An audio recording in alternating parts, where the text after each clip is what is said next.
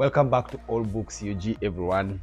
My name is Godwin Toko, and today we are going to review another book, and that is this book, The Forging of an African Nation, The Political and Constitutional Evolution of Uganda from Colonial Rule to Independence, 1894 to 1962, by Grace Stuart K. Ibingira.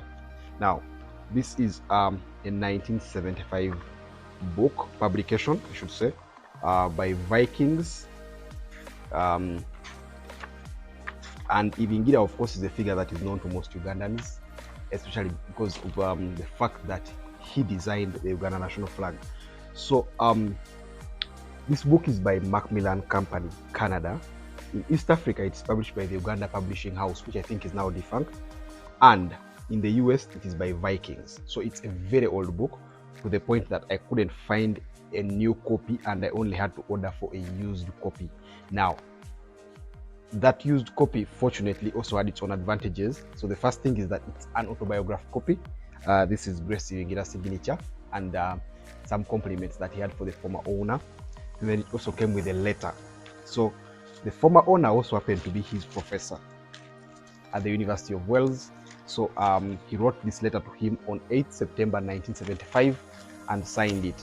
Now, I won't read this letter verbatim, but I will just tell you that in this letter, he had just come out of jail. Remember, so he had just come out of jail, having been in prison for about 5 years, which he states in the letter, and he was expressing great optimism in what was going to be the future of Uganda under the leadership of Idi Amin Dada, of all people.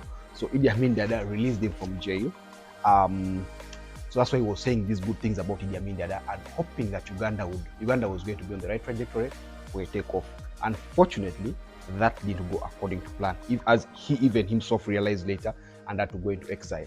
So this book begins with a brief, and I like the way that he began it with a brief, what he calls a biographical sketch of the author. He talks about the schools he attended, Budo, Barra High School, and I went to the University of Wales, how he enrolled as an advocate of the Supreme Court in Britain, then came back to Uganda and established his law practice.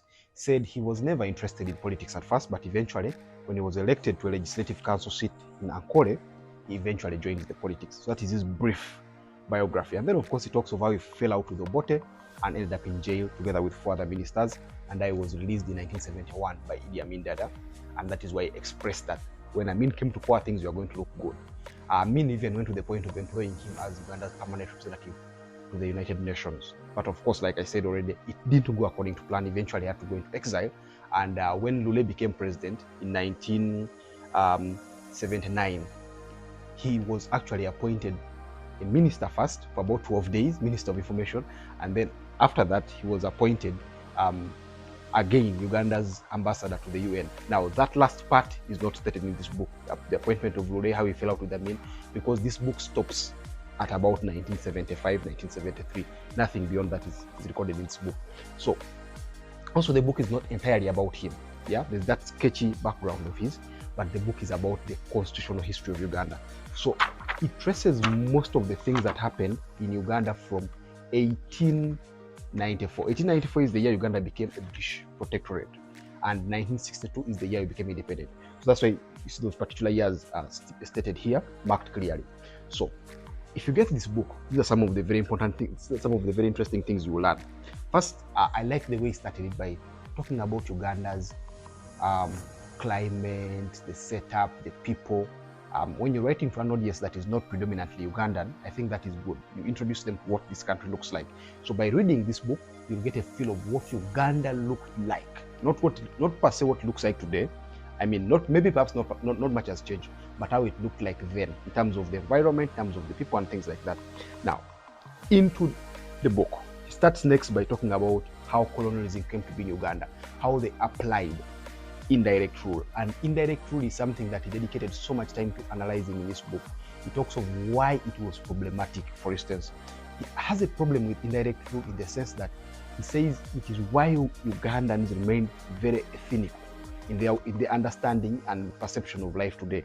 He says that because we were led as different people, the Banyoro being led as the Banyoro, the Banyankole being led as the Banyankole, the Baganda being led as the Baganda.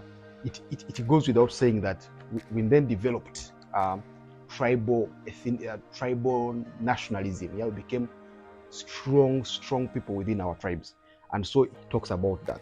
Then the next thing you're going to see is the history of our legislative council, which eventually becomes the parliament. He was elected to parliament in 1962. I mean, 1961. So it shows you how our parliament has evolved over the years. Yeah. Now, why is it that there were Indians first in the parliament, even before Africans? Why is it that there were more white people in a parliament that was supposed to be representative of Ugandans before any Ugandan got there? So it will tell you all that, and this it shows you very well the kind of discussions the parliament had and things of that sort. Then we get to the point that is towards political awakening, the formation of the parties. He was part of the people that played a key role in the formation of in the merger between Uganda People's Movement and Uganda National Congress. So he will show you his role in that. He became a Secretary General of UPC. Then towards independence, there were those conferences that happened, the constitutional conferences that happened abroad. He participated in each of them, and they will show you the points, the strong points that were made, some of the weaknesses of those conferences, and how eventually they catapulted into our independence. And then it talks of the period just before full governance, full independence. In 1961, Uganda became quasi-independent. You had a prime minister who was a Ugandan, that was Benedicto Chiwanuka of the Democratic Party, but Uganda was not fully independent. Then eventually it became independent in 1962. So it shows you how the UPC, for instance, allied with Kabaka Yeka, and how he was a pivotal figure in that alliance, how they eventually marshaled out DP and eventually got in the Kabaka Yeka UPC alliance that took over power. Then he will show the problems on the eve of Uganda's independence. Just days to the independence, there was, the Kabaka was deported. You had a country where the Indians controlled more or less everything. He calls them Asians. And because these Asians were brought in by the British just didn't want to leave them hanging. There was a whole debate at some point where the British wanted to get them some constitutional guarantees. And with hindsight, we know that perhaps they did right, because eventually when they left in 1971, expelled them. But so they tried to get them some constitutional guarantees, some seats in the Legislative Council, or became the parliament so that the Indians would have permanent seats there. Then there were these issues of the kingdoms, for instance, Buganda trying to secede from Uganda. There was the question of other kingdoms like Bunyoro, the question of the lost counties. In brief, the eve of Uganda's independence was muddied waters. There was a lot of chaos going on. So it will tell you how they tried to play cards and settle them. They settled them, but not fully. Because as you realize, some of these problems haunt this country to this very day in 2022. So he will show you in 1970, in the 1960s, 1950s, how they tried to go about those problems. Then there was the era of self-governance. Like I said, in 1961, when Benedicto Chiwanuka becomes prime minister under DP, how they led for a whole year, but then eventually they were marshaled out by Kabaka Yeka and UPC alliance, the Kabaka Mutesa becoming president of Uganda and Obote becoming the prime minister. We know with hindsight that itself didn't last long. There were fixtures that developed not long after, and of course it was settled by the barrel of the gun, and Obote usurped power. Some call it a coup d'etat. So he usurped all the powers and made himself the center of the state. Now, he will show you why he had problems with that. And that is where now all these problems with Obote emanated. There was that faction within the UPC that divided. There was one of the Kakonges, there was one of his. Then there was the group led by Dawoodi Ocheng on the other side that was pushing for Kabaka Yeka.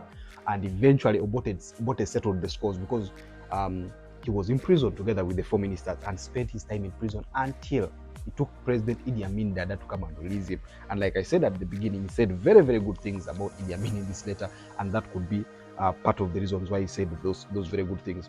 Then he will show you the kind of independence we eventually got. Now, the testing of that independence from 1962 to about 1966 and then 1971, how you had Uganda that tried to have its own court.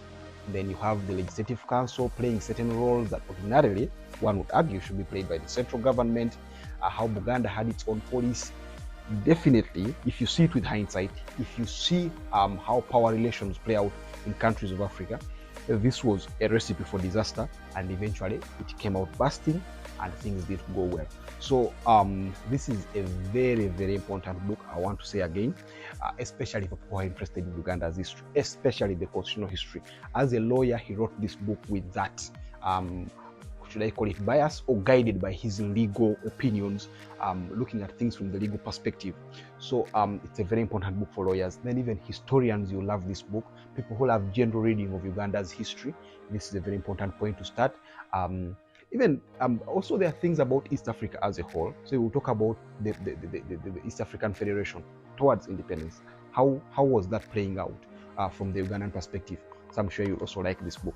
So I recommend this book for everyone. I recommend this book for anyone that loves reading Ugandan history and that wants to know a thing or two about the past. Thank you very much, and until our next video, can't wait to see you again.